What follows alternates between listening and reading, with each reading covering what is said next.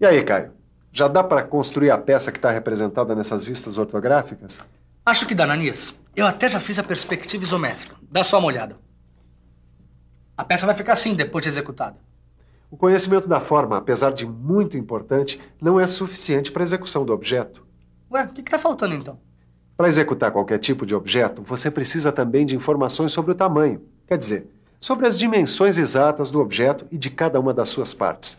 No desenho técnico, as dimensões do objeto devem ser indicadas sob a forma de medida, que recebe o nome de cotagem. Cotagem? O que é isso? Para indicar as medidas ou cotas, o desenhista deve seguir determinadas normas técnicas da ABNT. Elas referem-se à grandeza real que o objeto deve ter depois de produzido. E assim, fica o desenho técnico com as indicações completas de dimensionamento. Para executar uma peça a partir do seu desenho técnico, como o Caio quer fazer, é preciso interpretar corretamente as medidas indicadas. Se a interpretação for feita de maneira errada, a peça também sairá errada. Por isso, na teleaula de hoje, você vai conhecer as regras básicas para a cotagem de desenhos técnicos. Assim como aconteceu nos assuntos anteriores, você vai começar o estudo pela interpretação de cotas básicas em modelos simples e, aos poucos, vai aprofundando seu conhecimento pelo estudo de peças mais complexas. Se você está com muita vontade de aprender logo a executar uma peça, não saia de perto. A nossa teleaula já está começando.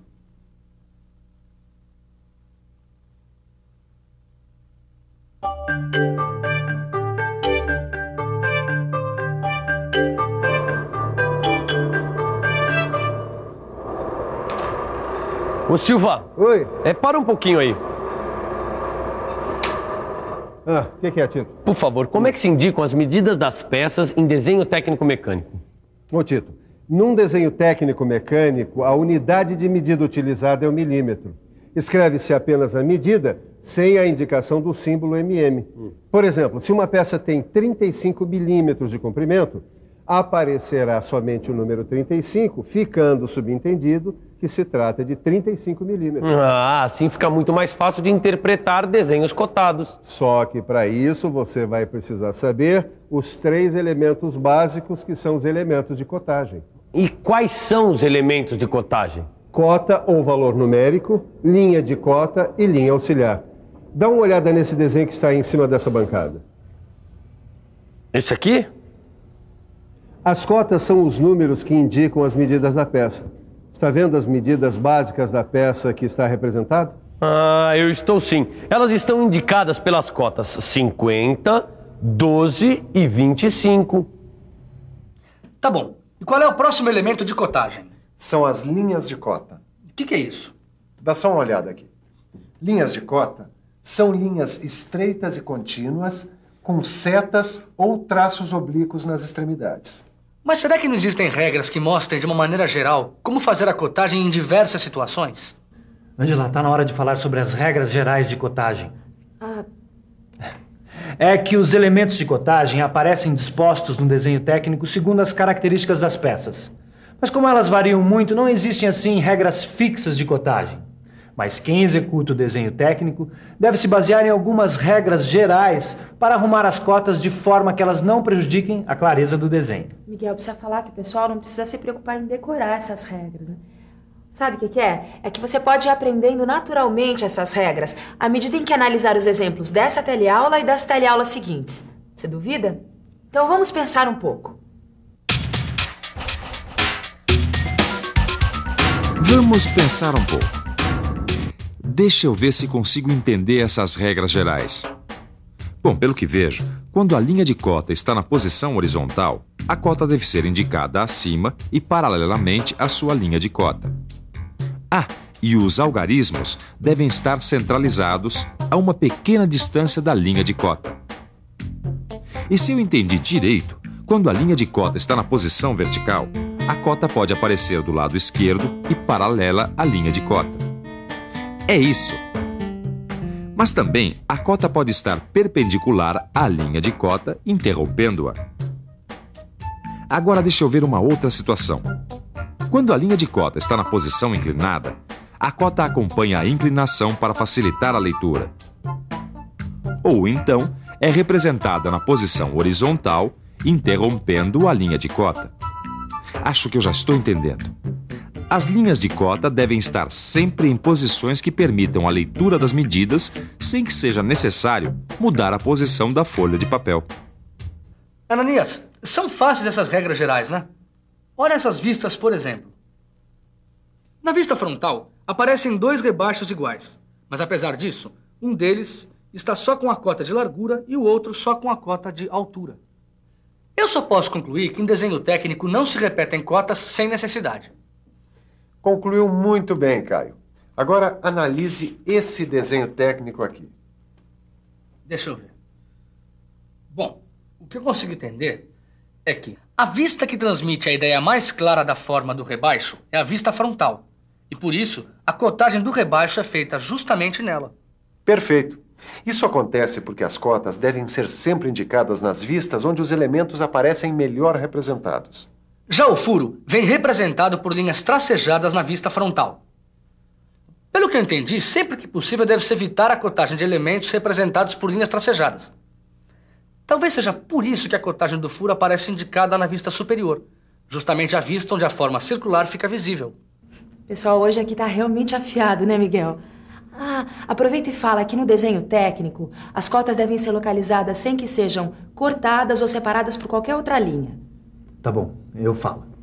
É que nos exemplos que nós analisamos até aqui, as cotas vinham representadas sobre as linhas de cota ou interrompendo as linhas de cota. Só que você está esquecendo de falar uma coisa. Olha, dá só uma olhada nesse desenho técnico aqui sobre a prancheta. Veja que num mesmo desenho, os 2 modos de escrever as cotas sobre a linha de cota ou interrompendo a linha de cota não devem ser misturados. E além disso, as cotas devem ser representadas em tamanho que as torne facilmente legíveis, tanto no original como em qualquer tipo de reprodução. Tito, é que além das regras gerais de cotagem para a execução de um desenho técnico, você precisa conhecer os métodos de cotagem. Bom, mas o que é que eu tenho que saber, Silva? Bom, é preciso que você tenha conhecimento sobre a função da peça, o processo de fabricação, os métodos de controle de qualidade que serão aplicados.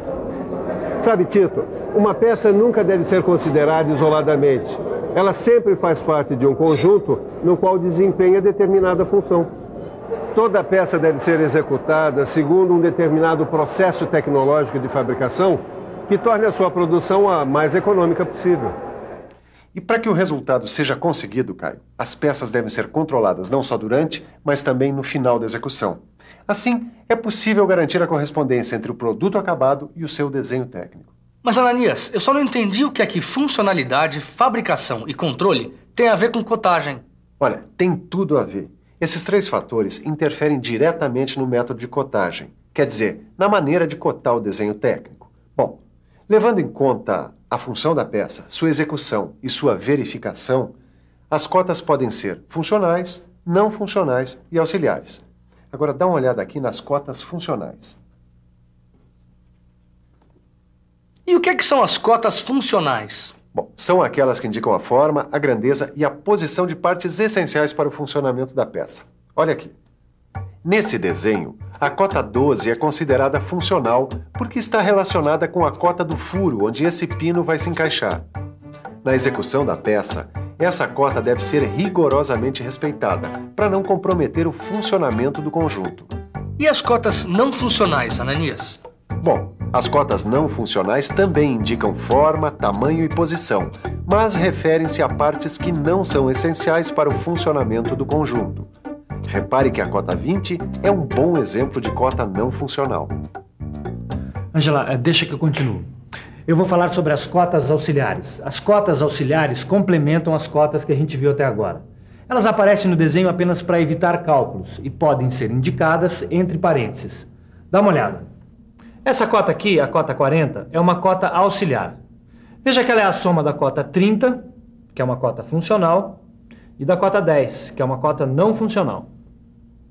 Ângela, fala você da cotagem geométrica. A forma geométrica de uma peça também é muito importante na determinação da cotagem. Fica mais fácil fazer a cotagem de uma peça se pudermos imaginá-la decomposta em suas formas elementares. Você quer ver um exemplo? Observe que os elementos da peça resultam da retirada de formas geométricas já conhecidas. A decomposição da peça em sólidos básicos põe em destaque as formas geométricas positivas e negativas da peça. Quer dizer, os elementos que permanecem, os positivos, e os elementos que serão retirados durante o processo de fabricação, os negativos. Mostra também o tamanho e a posição relativa de cada um dos elementos da peça.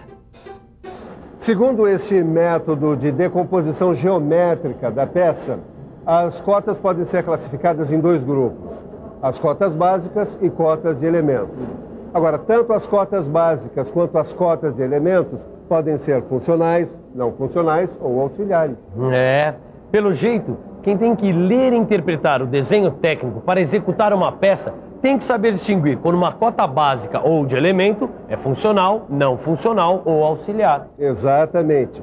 Só que quem, como você, estiver começando, precisa primeiro aprender a ler e a interpretar as cotas básicas e as cotas de elementos. É verdade. Tá?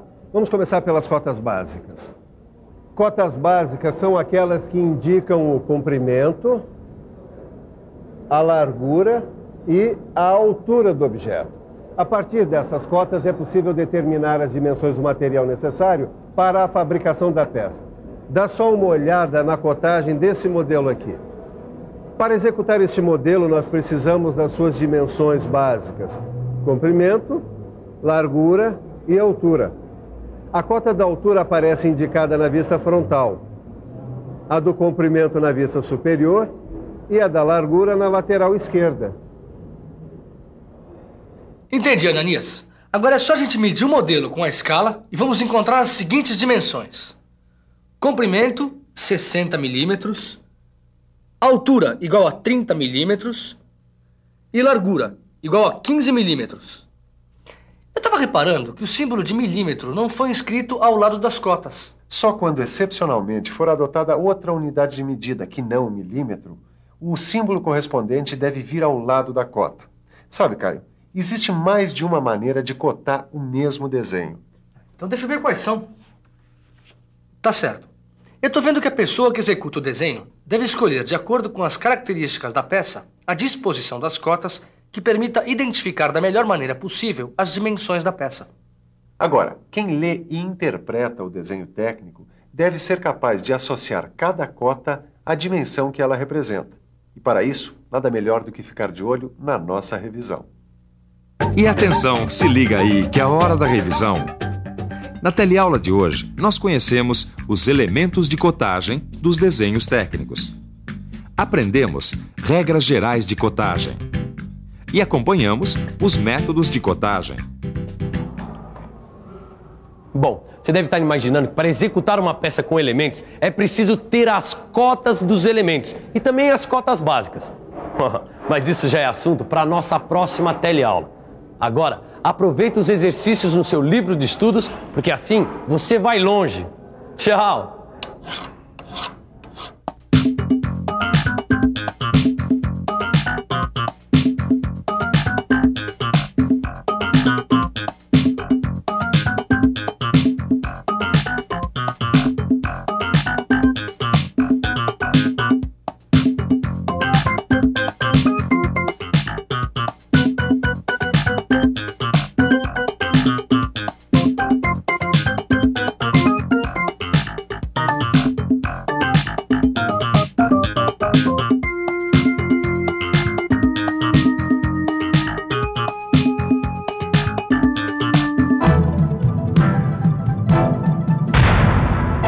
Telecurso 2000, um programa de educação do Sistema Fiesp e da Fundação Roberto Marinho.